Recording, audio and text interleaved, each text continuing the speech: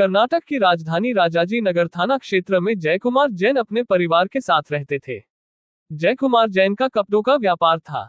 उनकी पत्नी पूजा और उनके परिवार में 15 साल की बेटी राशि और उससे छोटा एक बेटा भी था। जयकुमार राजस्थान के जयपुर जिले के विराटनगर के पास मेर गांव के रहने वाले थे।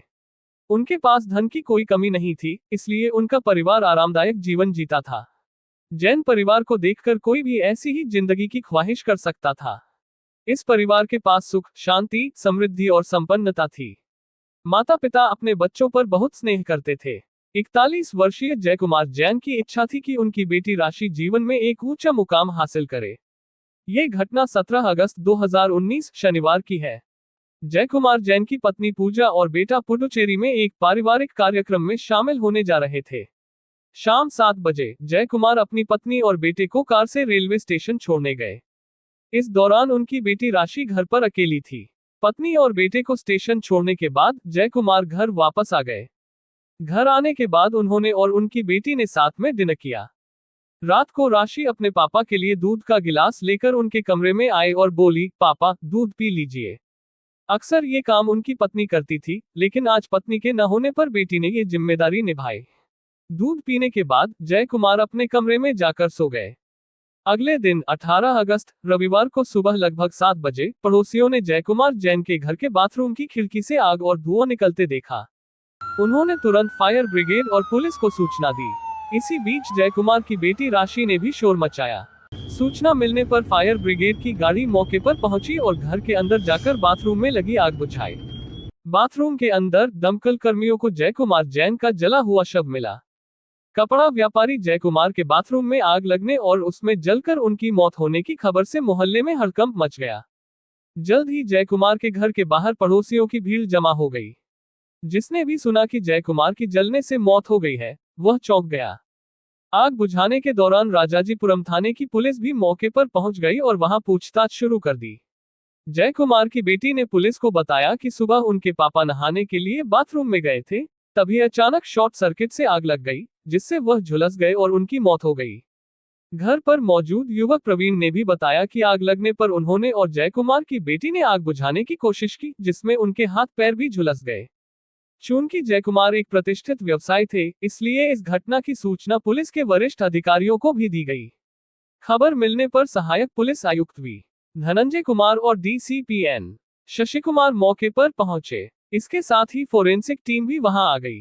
पुलिस ने आवश्यक सबूत इकट्ठा किए और जयकुमार का शव पोस्टमार्टम के लिए विक्टोरिया अस्पताल भेज दिया।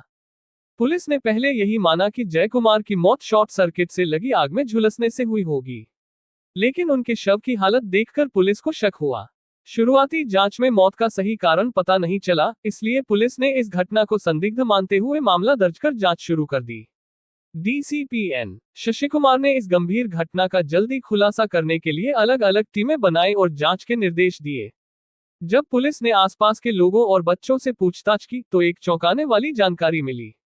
पुलिस को पता चला कि जयकुमार की बेटी राशि और पड़ोसी प्रवीण के बीच प्रेम संबंध थे। घटना के वक्त प्रवीण भी जयकुमार के घर पर मौजूद था। पुलिस को जल्दी ही समझ आ गया कि कुछ तो गड़बड़ है। मकान की जांच करते समय फोरेंसिक टीम को गद्दे पर खून के दाग मिले, जिन्हें साफ किया गया था। इसके अलावा फर्श और दीवार पर भी खून साफ किए जाने के निशान थे। अगले दिन पोस्टमार्टम रिपोर्ट आई, जिससे साफ हो गया कि जयकुमार की मौत जलने से पहले हुई थी और उनकी हत्या किसी तेज हथियार से की गई थी। इसके बाद पुलिस का शक उनकी बेटी राशि और उसके बॉयफ्रेंड प्रवीण पर गया। पुलिस ने अगले ही दिन दोनों को हिरासत में लेकर पूछताछ शुरू की। उनके मोबाइल भी पुलिस ने जब्त कर लिए। सख्ती से पूछताछ के दौरान दोनों सही जवाब नहीं दे पाए और घटना का सच सामने आ गया। दोनों ने माना कि उन्होंने जयकुमार की हत्या की और उसे एक हादसा दिखाने की कोशिश की। डीसीपी एन शशि कुमार ने 19 अगस्त को प्रेस कॉन्फ्रेंस में बताया कि पुलिस ने गहराई से जांच की और जयकुमार जैन की हत्या का मामला 24 घंटे के भीतर सुलझा लिया। पुलिस ने जयकुमार की 15 साल की बेटी राशि और उसके 19 साल के प्रेमी प्रवीण को गिरफ्तार कर लिया। पुलिस ने हत्या में इस्तेमाल किया गया चाकू, जिसे घर में छिपा कर रखा गया था, बरामद कर लिया। साथ ही खून से सना गद्दा, कपड़े और अन्य सबूत भी जुटा लिए गए। हत्या की जो कहानी सामने आई वह इस प्रकार थी। जयकुमार जैन की बेटी राशि बेंगलुरु के एक इंटरनेशनल स्कूल में पढ़ती थी। उसी स्कूल में उनके पड़ोस में रहने वाला प्रवीण कुमार भी पढ़ता था। प्रवीण के पिता एक निजी कंपनी में काम करते थे। कुछ समय पहले प्रवीण के पिता को कंपनी से निकाल दिया गया था और उन्हें कुछ पैसे मिले थे, जो उन्होंने प्रवीण के नाम से बैंक में जमा कर दिए थे। उन्हीं पैसों से उनका परिवार गुजारा कर रहा था। प्रवीण उनके इकलौते बेटे थे। राशि और प्रवीण की दोस्ती पिछले 5 साल से थी और वे दोनों रिलेशनशिप में थे। प्रवीण राशि से 3 साल बड़ा था। राशि फिलहाल 10वीं कक्षा में पढ़ रही थी, जबकि प्रवीण इंटर के बाद एक प्राइवेट कॉलेज में कॉम फर्स्ट ईयर में एडमिशन ले चुका था। अलग अलग कॉलेज होने के कारण वे कम मिल पाते थे, लेकिन राशि अक्सर अपने प्रेमी से फोन पर बात करती रहती थी। राशि मॉडल बनने का सपना देखती थी, लेकिन देर तक मोबाइल पर बात करना और चैटिंग में लगे रहना पिता जय कुमार को पसंद नहीं था। जय कुमार को बेटी से कई उम्मीदें थी और उन्हें राशि और प्रवीण की दोस्ती पर भी आपत्ति थी। उन्होंने कई बार राशि को प्रवीण से दूर रहने के लिए कहा, लेकिन राशि को पिता की ये बातें अच्छी नहीं लगती थी। राशि महत्वाकांक्षी और दिखने में स्मार्ट थी। उसकी अच्छी लंबाई और गठा हुआ शरीर उसे अपनी उम्र से बड़ा दिखाता था। उसे फैशनेबल कपड़े पहनना पसंद था और उसकी सहेलियां भी उसके जैसे विचारों वाली थीं। उनकी बातचीत में अक्सर मॉडलिंग, फिल्में और रोमांस की बातें होती थीं। पुलिस जांच में पता चला कि एक बार राशि अपने परिवार को बिना बताए अपनी सहेलियों के बहाने से प्रवीण के साथ मुंबई गई थी। वहां उसने 4 दिन बिताए, कई फोटोशूट कराए और फैशन शो में हिस्सा लिया। मुंबई से उसने अपनी मां को फोन करके बताया कि वह 5 दिन बाद घर लौटेगी। जब जय कुमार को उसकी मुंबई यात्रा का पता चला तो वह बहुत नाराज हुए। राशि के लौटने पर उन्होंने उसकी बेल्ट से पिटाई की और उसका मोबाइल छीन लिया। जय कुमार को अपनी बेटी की सहेलियों से पता चला कि राशि उनके साथ नहीं, बल्कि अपने बॉयफ्रेंड प्रवीण के साथ मुंबई गई थी। इस बात ने उनके गुस्से को और बढ़ा दिया। राशि अब बचपन से निकलकर जवानी की ओर बढ़ रही थी और उसके बदलते व्यवहार को देखकर जय कुमार चिंतित रहते थे। जबकि राशि के मन में हर समय प्रवीण ही रहता था और वह चाहती थी कि वह हर पल उसके साथ रहे।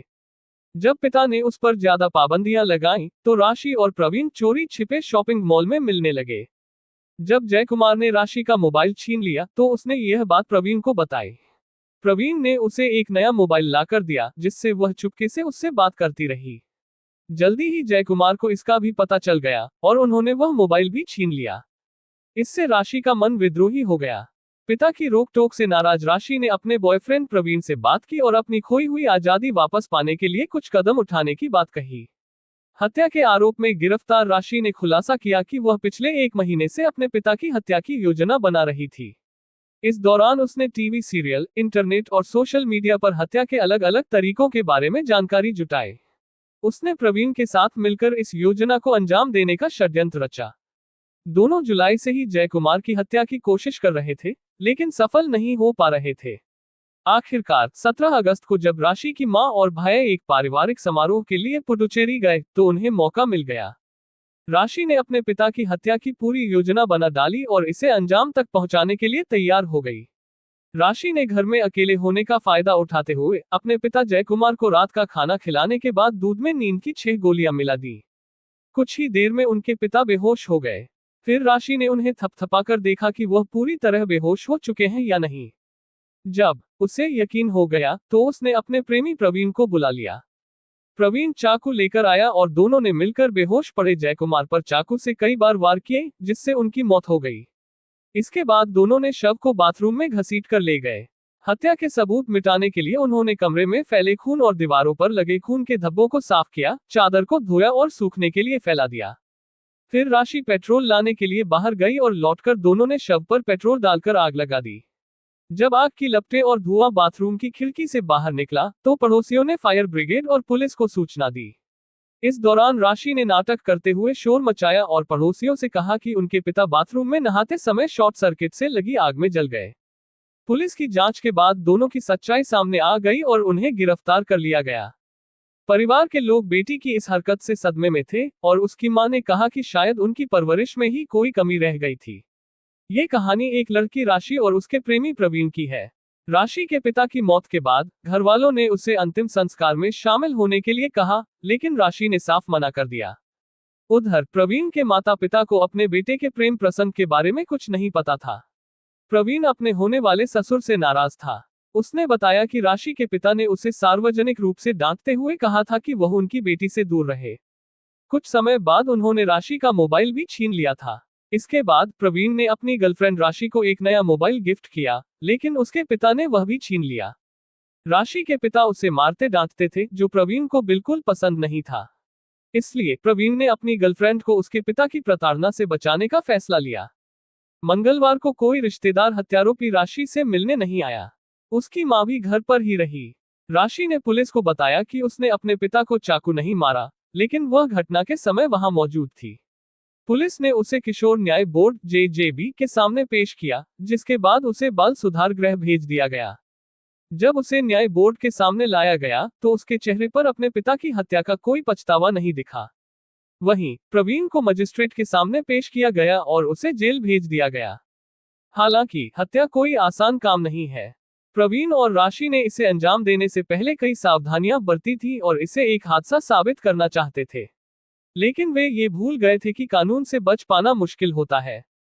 अंत में यह संदेश दिया गया कि माता पिता को अपने बच्चों के चरित्र और व्यक्तित्व का ध्यान रखना चाहिए, क्योंकि अगर बच्चे गलत राह पर चले जाएं, तो उन्हें सही रास्ते पर लाना आसान नहीं होता।